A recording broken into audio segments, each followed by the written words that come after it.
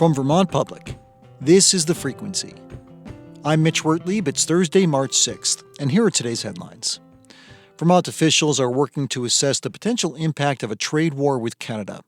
President Trump imposed 25% taxes on most Canadian imports Tuesday, along with a 10% tax on Canadian energy.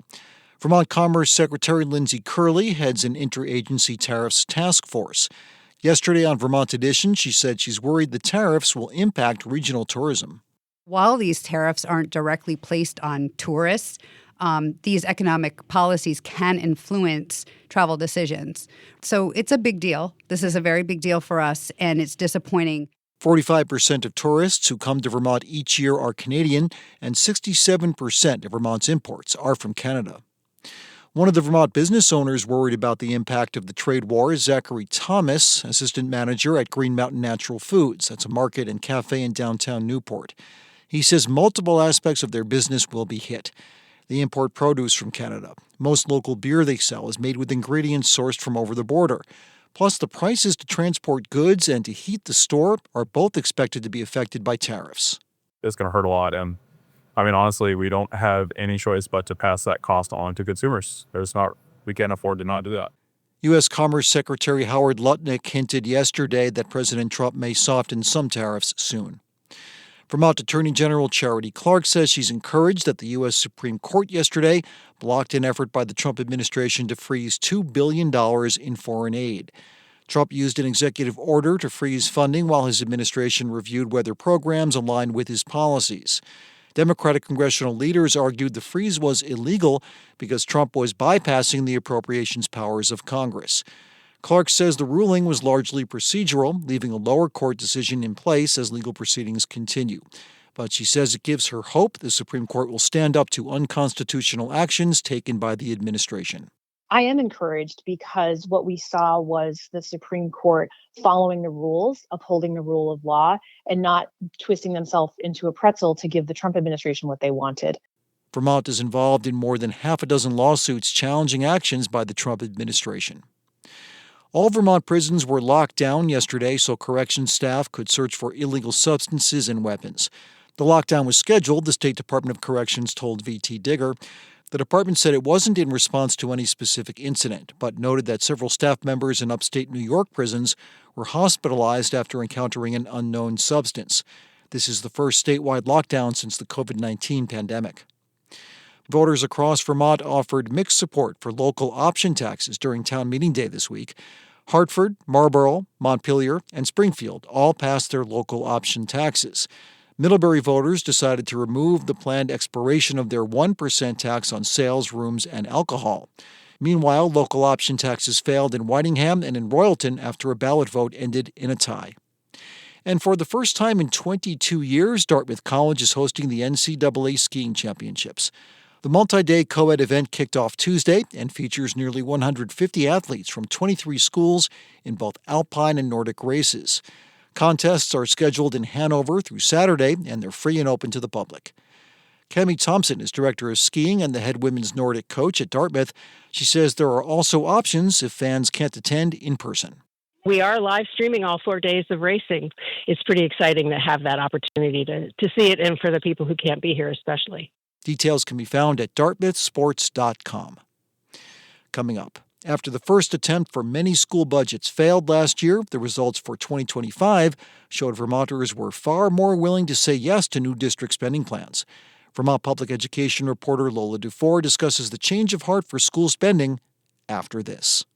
Thanks for listening to The Frequency, where support comes from VITA, supporting business growth and innovation in the Green Mountains state. From agriculture to manufacturing, energy to food production, find solutions that turn your business dreams into reality. Visit VEDA.org and see how VITA can help make it happen. 2024 was a very bad, no good, terrible year for school budgets. Nearly one-third went down on town meeting day. But this year, school officials exhaled with relief as they took stock of town meeting day results, which saw over 90% of district spending plans win voter approval. I spoke with Vermont Public Education reporter Lola Dufour about what changed and what it could mean for education reform talks in Montpelier. She started by breaking down the school budget votes from town meeting day this week. So what we saw this Tuesday was basically a return to much more normal passage rates for school districts. Vermonters usually overwhelmingly approve of their school budgets, and that is what happened this year. A small handful of stragglers have yet to report their results, but as of you and I taping this conversation, over 100 school districts have said their budgets passed, and just 9 have said they failed. That's a little bit high, but basically, again, within normal range. And the districts that saw their budgets go down, by and large, these are the districts that often have trouble passing their budgets. Well, what do you think changed here? Well, last year, a lot of voters said they voted their school budgets down to send a message to Montpelier. And it could very well be that they feel like lawmakers and Governor Phil Scott heard them loud and clear. The governor has proposed a pretty radical and pretty controversial program for change. And while Democrats haven't fully embraced his reform ideas, they're particularly hesitant to embrace his school choice and school district consolidation ideas. They have made clear they're pretty serious about reform and, in particular, enthusiastic about overhauling how schools are funded. But it isn't just the statewide policy conversation that's changed. At the local level, school districts did a lot this year to try and keep spending in check. And that's despite some pretty intense cost pressures, including, no surprise here, from health insurance. Districts this year either kept services and personnel as is, or they pretty aggressively downsized. Basically, nobody is making significant additions. Well, this would be quite the headline. Does that mean that taxes could actually go down? Well, in some districts, yes. But on average, I think a best-case scenario is we see taxes stay mostly flat. Right now, we are forecasting a 5.9 increase in the average tax bill. Remember, taxes vary from town to town. That's on average. But both Scott and lawmakers have indicated they want to use surplus funds to further buy down rates. Now, using one-time money like that to buy down rates isn't really a good idea. One-time money really shouldn't be spent on ongoing expenses, and you actually risk creating an artificial spike next year. But even though both the governor and your average lawmaker will freely admit this, they also say that given last year's increase, even 5.9% is too much. Lola, as you've mentioned, education reform is a pretty huge topic at the State House right now. How do you think the results of this town meeting day will affect those talks? Well, it's hard to say, but education leaders were really worried that a repeat of last year would have been very bad news. Earlier this fall, groups representing school boards, superintendents, and school business managers sent a letter to their local members and basically said, you have to do whatever you can to hold the line on spending this budget cycle. Because if you don't, Montpelier is going to do it for you. And what they were worried about is reform that's rushed and reactive, and that doesn't address kind of their underlying cost pressures. And, while groups like the superintendents and school boards say they do favor some measure of consolidation and cost containment, they've also been pretty critical of some of the ideas coming out of the governor's office. They clearly think they haven't been particularly well thought out. And what I heard from those folks today is that they hope that this week's results gives lawmakers the breathing room to do more careful work. That's Vermont Public's education reporter Lola Dufour. Lola, thank you so much. Thanks, Mitch.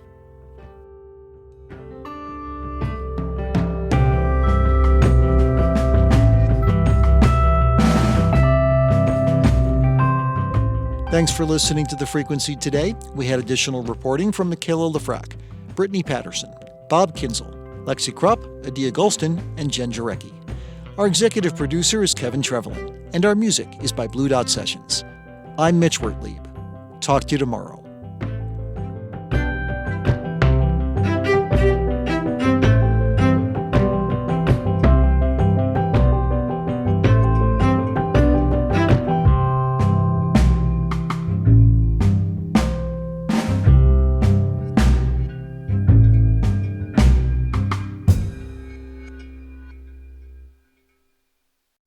Each morning, It's a new opportunity, a chance to start fresh. Up First from NPR makes each morning an opportunity to learn and to understand.